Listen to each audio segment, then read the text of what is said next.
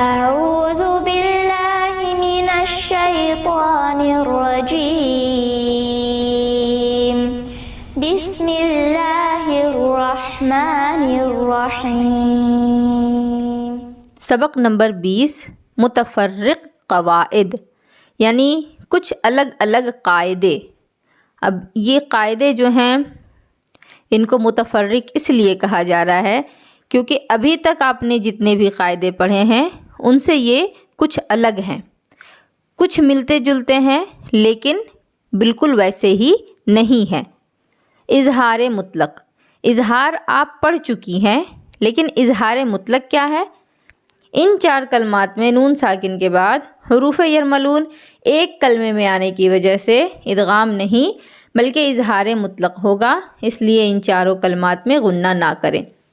ہم نے یہ قاعدہ پڑھا ہے کہ نون ساکن یا پھر تنوین، ان میں سے کسی ایک کے بعد اگر حروف یرملون میں سے کوئی حرف آئے، یعنی یا، را، میم، لام، واو، نون، یہ 6 حروف ہیں، ان میں سے کوئی بھی حرف اگر آ جاتا ہے نون ساکن یا تنوین کے بعد تو ہمیں ادغام کرنا ہوتا ہے، اور ادغام جب کرتے ہیں تو اس میں غنہ بھی کیا جاتا ہے۔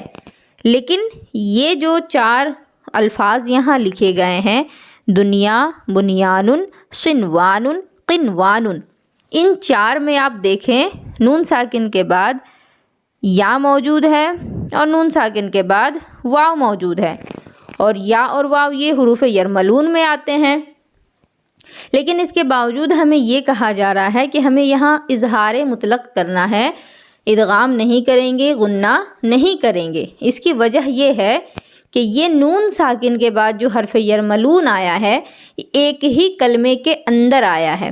اگر نون ساکن دوسرے کلمے میں ہو اور حرف یرملون دوسرے کلمے میں ہو تو اس صورت میں ہمیں ادغام کرنا ہوتا ہے، جو کہ ادغام کا قاعدہ ہے جو ہم نے پڑھ لیا۔ لیکن یہاں آپ دیکھیں یہ سب ایک ہی کلمے ہیں، دنیا، بنیان، صنوان، قنوان، نون کے بعد جو یا ہے یہ لفظ دنیا اسی کے اندر ہی ہے، اسی وجہ سے یہاں غنہ نہیں کریں گے، ادغام نہیں کریں گے۔ سکتہ، آواز روک کر سانس لیے بغیر آگے پڑھنے کو سکتہ کہتے ہیں۔ وقف ہم نے پڑھا کہ سانس روک دیا جائے، سانس توڑ دیا جائے، جب سانس توڑ کر کے سانس لیتے ہیں تو اسے وقف کہتے ہیں۔ لیکن سکتہ کیا ہے کہ آواز تو روک لیں گے لیکن سانس ہمیں توڑنی نہیں ہے۔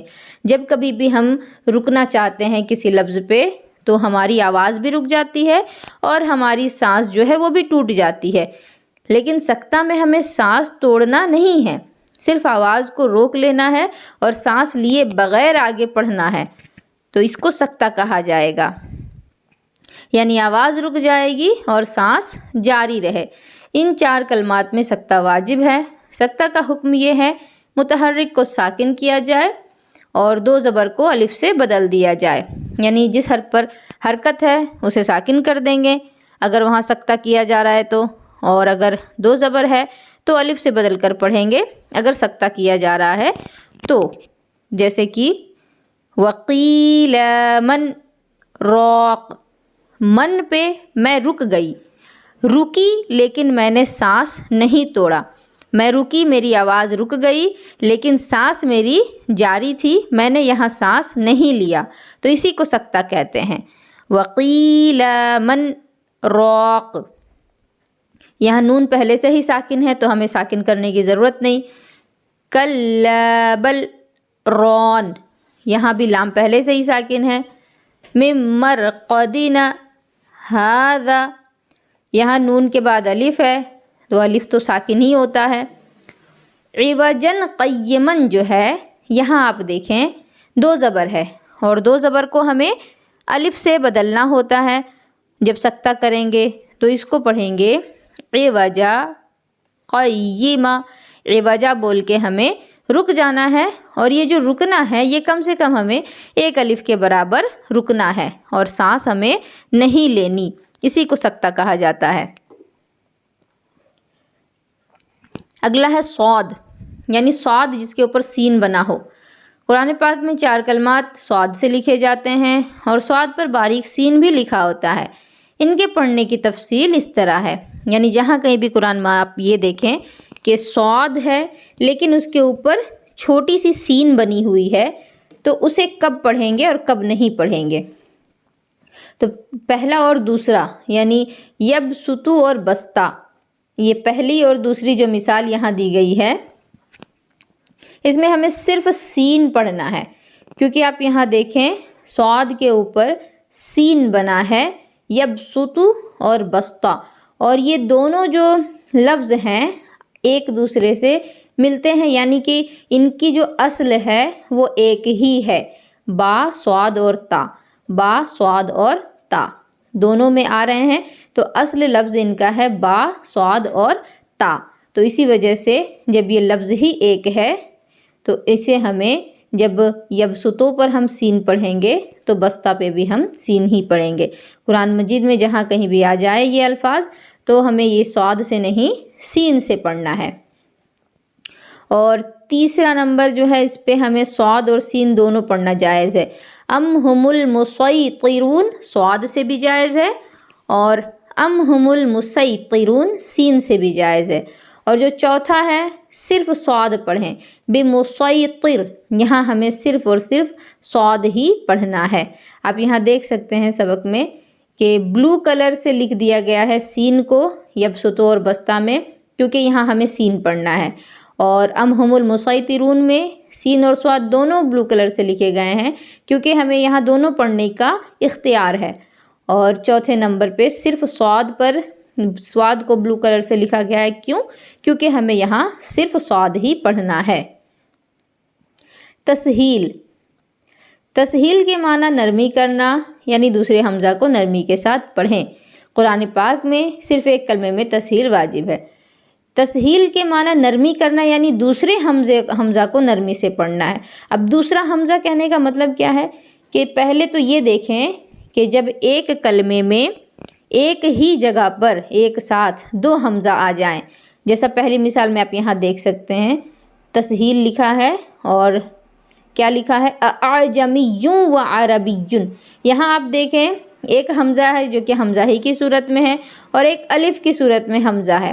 اب 2 حمزہ ایک ساتھ جمع ہو گئے اور تسہیل اسی وقت ہوگا جب 2 حمزہ ایک ساتھ جمع ہوں گے اور دوسرے حمزہ کو جب ہم نرمی سے ادا کریں گے، کیونکہ حمزہ میں جھٹکا ہمیشہ ہوتا ہے، حمزہ کو جب بھی پڑھیں گے جھٹکا کے ساتھ ہی پڑھا جائے گا، لیکن جب ایک ساتھ 2 حمزہ جمع ہو جاتے ہیں تو وہاں پڑھنا تھوڑا مشکل ہو جاتا ہے، تو کبھی کبھی ہمیں اسے الف سے بدل دینا پڑتا ہے، یعنی دونوں حمزہ پر جھٹکا نہیں دیا جاتا، تو اسی کو تسہیل کہا جاتا ہے۔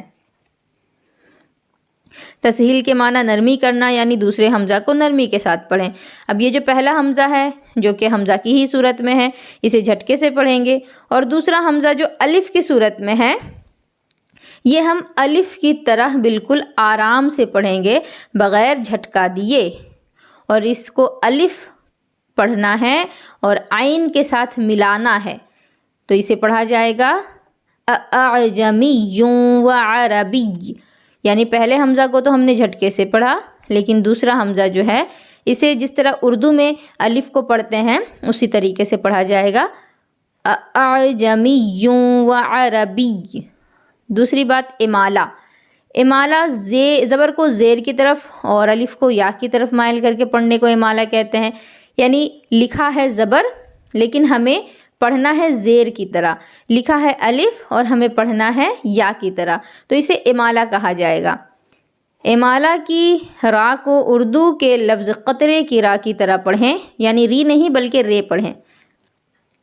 امالہ جو ہے قرآن مجید میں یہ صرف اس لفظ مجریحہ پر ہی آتا ہے، قرآن مجید میں اس کے علاوہ اور کہیں پر بھی امالہ نہیں ہے۔ پورے قرآن مجید میں جو امالہ ہے وہ صرف اور صرف اس لفظ مجریحہ پر ہے، تو یہ یاد رکھنا کوئی مشکل کام نہیں۔ اب اس کی ہجے کس طرح کی جائے گی یہ بھی بتایا جا رہا۔ امالہ کے ہجے اس طرح کریں، میم جیم زبر مج، را امالہ والی رے، اسے ہمیں بولنا ہے امالہ والی، کیونکہ یہ را نہیں پڑھا جائے گا، ری نہیں پڑھا جائے گا، بلکہ یہاں زیر ہے پھر بھی ہمیں ری نہیں پڑھنا بلکہ رے پڑھنا، امالہ والی رے، مج رے ہا الف زبر ہا برابر مج ریہا۔ اس کو غلطی سے بھی مج ریہا نہ پڑھیں، مج ریہا پڑھیں۔ قرآن مجید میں ایک ہی لفظ ہے تو اس کو یاد رکھیں۔ اور آخری بات، بئس الاسم الفسوق، اس کلمے میں لام سے پہلے اور لام کے بعد دونوں الف نہ پڑھیں بلکہ لام کو زیر دے کر پڑھیں۔ آپ یہاں دیکھیں، بئسا سین پر زبر ہے، سین کے بعد ایک الف ہے اور لام پر زیر ہے، لام کے بعد پھر ایک الف ہے، اور یہ جو الف ہے، الف پر تو کوئی حرکت ہوتی نہیں، اور جس پر کوئی حرکت ہے ہی نہیں اسے پڑھنا بہت مشکل ہے۔ تو اب اسے کیسے پڑھا جائے؟ لام سے پہلے جو الف ہے یہ بھی نہیں پڑھا جائے گا، اور لام کے بعد جو الف ہے یہ بھی نہیں پڑھا جائے گا، کیونکہ لام سے پہلے کا الف اگر سین کے ساتھ ملا ہوتا تو اس صورت میں اسے ہم پڑھ سکتے تھے، لیکن یہ جو الف ہے یہ لفظ اسم کا ہی الف ہے، اس وجہ سے ہم اس الف کو نہیں پڑھیں گے۔ تو لام سے پہلے کا الف اور لام کے بعد کا الف دونوں نہیں پڑھا جائے گا، لام پر زیر لگا کر کے پڑھا جائے گا، بئس الاسم الفسوق۔ میں امید کرتی ہوں کہ یہ سبق آپ سبھی کے لیے آسان ہوگا۔ اللہ رب العزت آپ سبھی کے لیے آسانیاں فراہم کرے۔